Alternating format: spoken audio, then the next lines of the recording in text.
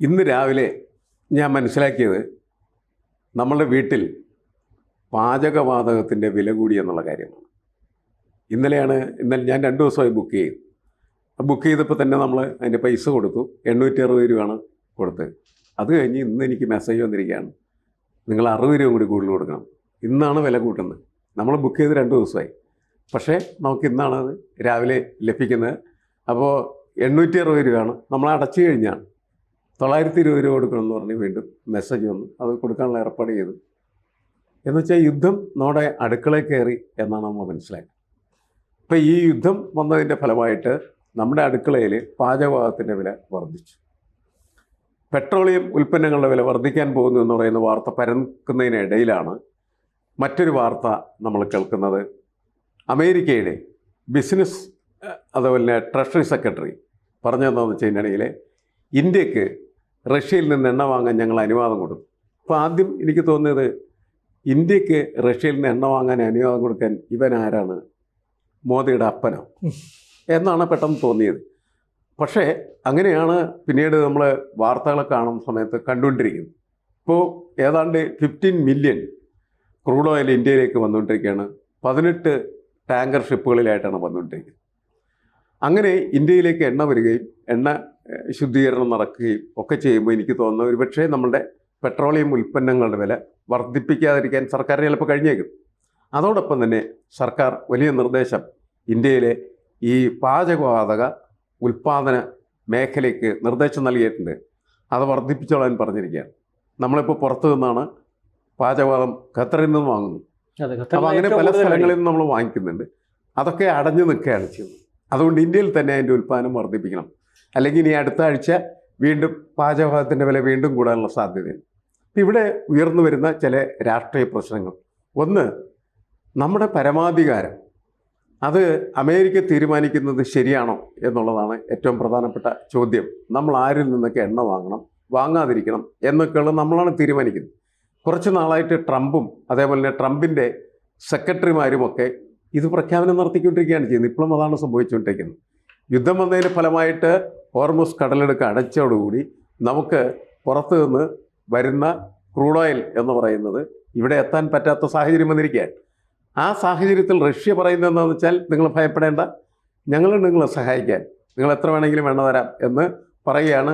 നമ്മൾ എണ്ണ വാങ്ങിച്ചുകൊണ്ടിരിക്കുന്നത് തുടരുകയുമാണ്. ട്രംപ് പറയുന്നുണ്ട് റഷ്യയിൽ നിന്ന് എണ്ണ ഇന്ത്യ വാങ്ങില്ല എന്ന്. പക്ഷേ ഇന്ത്യ എണ്ണ വാങ്ങിച്ചുകൊണ്ടിരിക്കുകയാണ് ചെയ്യുന്നത്. അപ്പോൾ ഇന്ത്യയുടെ പരമാധികാരത്തിൻ്റെ മുകളിൽ കയറി നുണ പറയുന്നൊരു ട്രംപ്, ആ ട്രംപിൻ്റെ നീക്കങ്ങൾ, പ്രവൃത്തികൾ അത് ഇന്ത്യക്കാരൻ്റെ ആത്മാഭിമാനത്തെ തന്നെ ചോദ്യം ചെയ്യുന്നതാണ്. അതിനെ ഒരു കാരണവശാലും നമ്മുടെ രാഷ്ട്രീയ നേതൃത്വം അംഗീകരിക്കുന്നില്ല എന്ന് തന്നെയാണ് മനസ്സിലാക്കുന്നത്. മാത്രമല്ല ഇയാളെന്നൊക്കെ പറയും, പക്ഷെ നമ്മൾ റഷ്യയിൽ നിന്ന് എണ്ണ വാങ്ങിക്കൊണ്ടിരിക്കുകയാണ് ചെയ്യുന്നത്, അതിലൊരു കുറവും വരുത്തിയിട്ടില്ല എന്നുള്ളതാണ്. ഇത് ഏറ്റവും പ്രധാനപ്പെട്ട കാരണം ഗുജറാത്തിൽ നയാര എന്ന് പറയുന്ന എണ്ണ ശുദ്ധീകരണശാല എന്ന് പറയുന്നത് ഏതാണ്ട് 49% റഷ്യൻ കമ്പനിയുടെ, അവിടുത്തെ എണ്ണ ഭീമൻ്റെ ഷെയറോടുകൂടി നടക്കുന്ന സാധനമാണ്. അവിടെ എണ്ണ കൊണ്ടുവന്ന് ശുദ്ധീകരിക്കുന്നതിൽ നിന്ന് അവരെ തടയാൻ ആർക്കാണ് കഴിയുക? നമ്മൾ പലതരം കോൺട്രാക്റ്റുകൾ റഷ്യ ആയിട്ടുണ്ടാക്കിയിട്ടുണ്ട്, അമേരിക്ക ആയിട്ടുണ്ടാക്കി, പലരുമായിട്ടുണ്ടാക്കി. ഓരോ കോൺട്രാക്റ്റുകളും പാലിക്കാനുള്ള ബാധ്യതയും നമുക്കുണ്ട്. നമ്മളതിനനുസരിച്ച് പ്രവർത്തിച്ചുകൊണ്ടിരിക്കുകയാണ് ചെയ്യുന്നത്. ഇപ്പോൾ ഈ യുദ്ധമുഹൂർത്തമായ സമയത്ത് ഇങ്ങനെ വരുന്ന ഈ അമേരിക്കൻ സെക്രട്ടറിമാരുടെ, പല സൈസ് സെക്രട്ടറിമാർ പലതരം പ്രസ്താവനകൾ ഇറക്കിക്കൊണ്ടിരിക്കുകയാണ് ചെയ്യുന്നത്. അതിനെ ഒരു കാരണവശാലും നമ്മൾ കേൾക്കുന്നില്ല എന്നാണ് പൊതുവെയുള്ള നീക്കങ്ങൾ കൊണ്ട് നമ്മൾ മനസ്സിലാക്കുന്നത്. എന്താണ് ഇപ്പോൾ ഇന്ത്യ നേരിടുന്ന പ്രതിസന്ധി ഈ എണ്ണയുടെ കാര്യത്തിലും അതുപോലെ പാചകവാതകത്തിൻ്റെ കാര്യത്തിലും? എണ്ണയുടെ കാര്യത്തിലും പാചകവാതകത്തിൻ്റെ കാര്യത്തിലും ശരിക്കും നമ്മൾ ഈ സംസാരിക്കുമ്പോഴും വരെ പ്രതിസന്ധി ഇല്ല. ഇതിനകത്ത് സാറ് അത് ഇപ്പം രാവിലെ നമ്മൾ കണ്ടല്ലോ, 15 ദിവസത്തേക്ക് അല്ലെങ്കിൽ 75 ദിവസത്തേക്കുള്ള ക്രൂഡ് ഓയിൽ ശേഖരം നമ്മൾക്കുണ്ട്. 15 ദിവസം 2 ആഴ്ചത്തേക്കുള്ള പെട്രോളിയം ഉൽപ്പന്നങ്ങളുടെ ശേഖരവും നമ്മൾക്കുണ്ട്. പിന്നെ ഗ്യാസിൻ്റെ കാര്യത്തിൽ ഖത്തറിൽ അവരുടെ 2 ഗ്യാസ് കമ്പനികൾ ഏറ്റവും കൂടുതൽ നമ്മൾ ഉപയോഗിക്കുന്നതിൻ്റെ 50%, 60% ഇപ്പോൾ ഇറക്കുമതി ചെയ്യുന്നത് ദീർഘകാലാടിസ്ഥാനത്തിൽ അല്ലെങ്കിൽ കരാർ ഒപ്പിട്ടിട്ടുള്ളൂ. ഏറ്റവും കുറഞ്ഞ വിലയിൽ ഗ്യാസ് തരുന്ന, LPG ഉൾപ്പെടെ തരുന്ന അവിടുത്തതിനകത്തുനിന്ന് അവിടെ ഈ ആക്രമണത്തിൽ 2 പ്ലാന്റുകൾ തൽക്കാലത്തേക്ക് അടച്ചിട്ടിരിക്കുന്നത് കൊണ്ട് വരവിന് കുറവ് വന്നിട്ടുണ്ട്. അതുകൊണ്ട് 10% മുതൽ 40% വരെ ചില വ്യവസായ അടിസ്ഥാനത്തിലുള്ള കാര്യങ്ങൾക്ക് ഗ്യാസ് ഉപയോഗിക്കുന്നതിന് നിയന്ത്രണം വരുത്തിയിട്ടുണ്ട് തൽക്കാലത്തേക്ക്. അതിനുള്ള പ്രതിസന്ധി ഇപ്പോൾ പറഞ്ഞത് നമ്മളുടെ ഇവിടുത്തെ ഗ്യാസ് ഉൽപ്പാദനം കമ്പനികളെടുത്ത് കൂട്ടാൻ പറഞ്ഞു, അതും നമുക്ക് മാറും. അപ്പം നമുക്ക് യുദ്ധം കൊണ്ട് പ്രതിസന്ധി ഉണ്ടാകുന്ന ഒരവസ്ഥയില്ല. പിന്നെ ഇന്ധനത്തിന്റെ വില വർധനവിന്റെ കാര്യം ആഗോളകാലമാണ്, അതിനകത്ത് എത്രത്തോളം വരുമെന്നുള്ള കാര്യം അവിടെ ഇല്ല. പക്ഷേ നമുക്ക് ഊർജ്ജ പ്രതിസന്ധി ഇല്ല. 95% വെളിയിൽ നിന്ന് ഈ ക്രൂഡ് ഓയിലും അല്ലെങ്കിൽ ഇത്തരം ഗ്യാസും ഒക്കെ ശേഖരിച്ച് നമ്മുടെ അല്ലെങ്കിൽ നടത്തുന്ന ഒരു രാജ്യത്തിനകത്ത് ഇതുവരെ ഊർജ്ജ പ്രതിസന്ധി വന്നിട്ടില്ല, യുദ്ധം വന്നിടയ്ക്ക്. പക്ഷേ ഇതിനകത്ത് വലിയൊരു രാഷ്ട്രീയമുണ്ട്. ഇപ്പോൾ നമ്മൾ എണ്ണയുടെ കാര്യമാണല്ലോ പറയുന്നത്.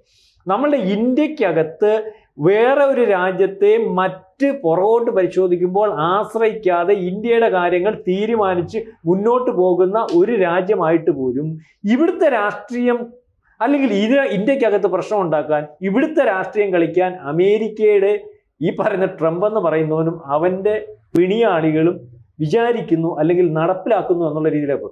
അമേരിക്കയുടെ ട്രംപ് എന്ത് പറയണം എന്നുള്ള കാര്യം നമുക്ക് തീരുമാനിക്കാൻ പറ്റത്തില്ല. അല്ലെങ്കിൽ അവിടുത്തെ ട്രഷറി സെക്രട്ടറി എന്ത് പറയണം എന്നുള്ള കാര്യം നമുക്ക് തീരുമാനിക്കാൻ പറ്റത്തില്ല.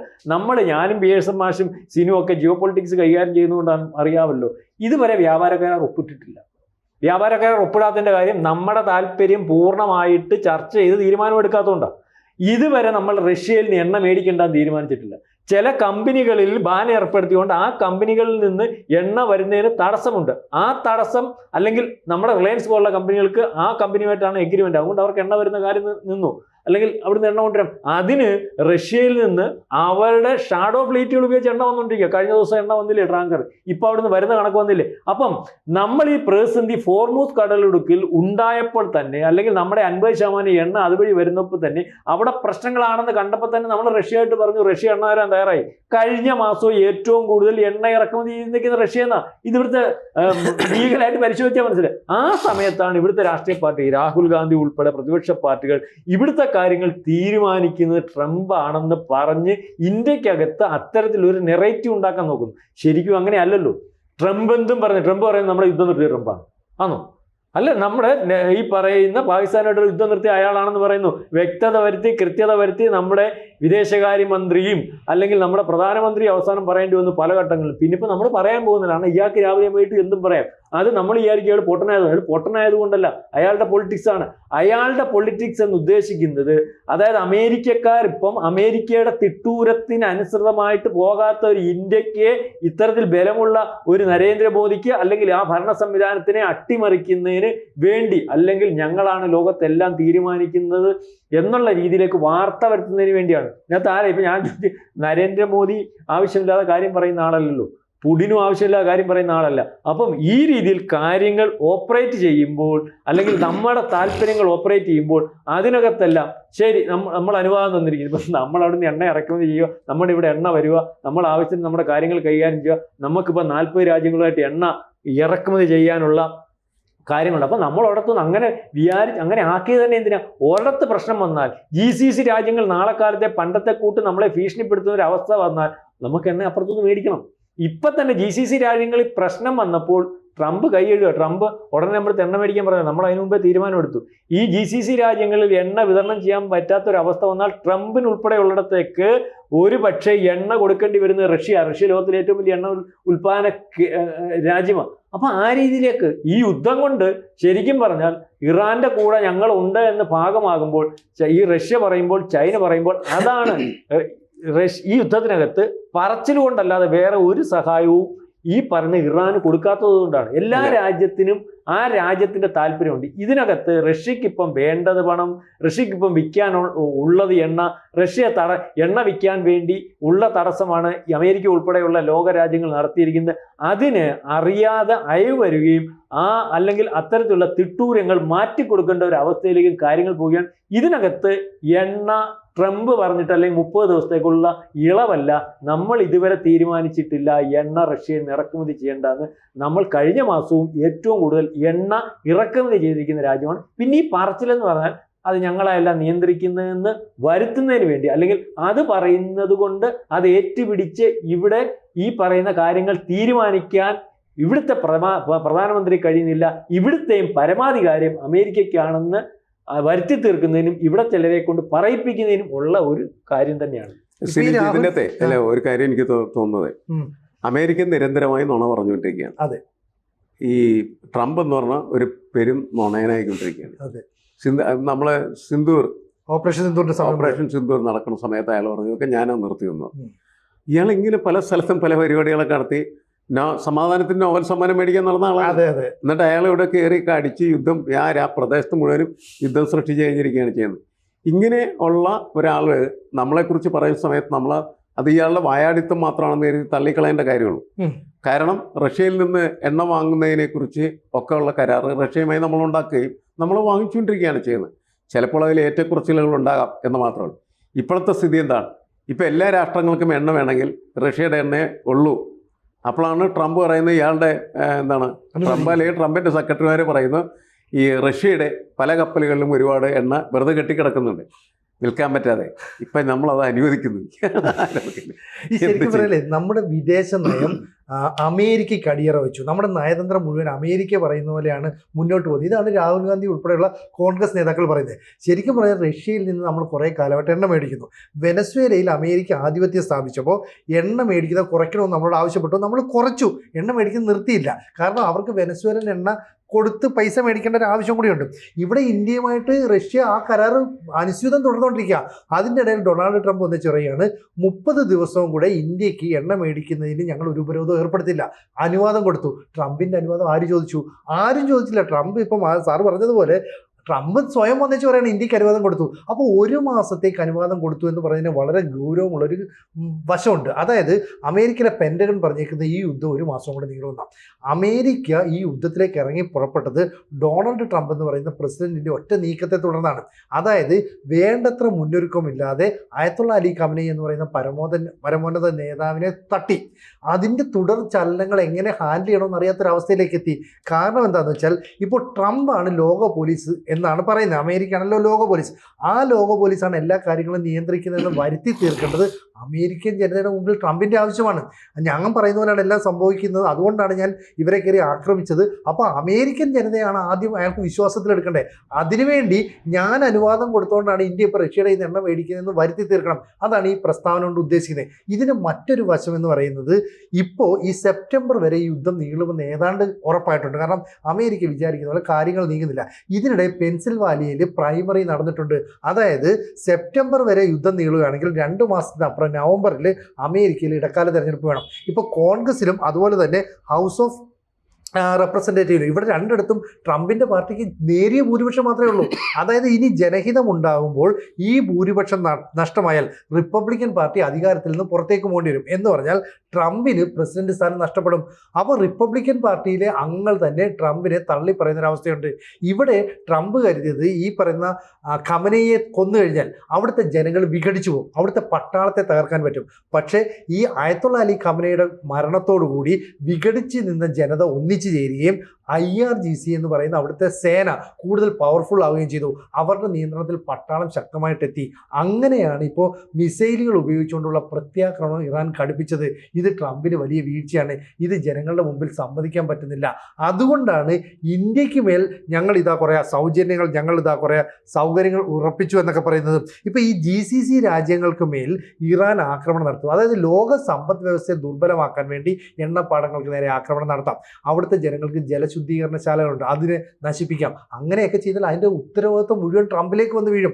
ട്രംപ് സത്യത്തിൽ ഭയക്കുന്നു അമേരിക്കൻ ജനതയും ലോക ജനതയും. അതുകൊണ്ടാണ് ട്രംപാണ് ഈ എണ്ണയ്ക്ക് അധികാരം കൊടുത്തതെന്നൊക്കെ പറയുന്നത്. പക്ഷേ എന്തായാലും എണ്ണയുടെ കാര്യത്തിൽ നമുക്ക് പ്രശ്നമില്ല. ഞാൻ പറഞ്ഞില്ല, ഈ പറയുന്ന റഷ്യൻ ടാങ്കറുകൾ നമുക്ക് എണ്ണയുമായി എത്തുന്നു.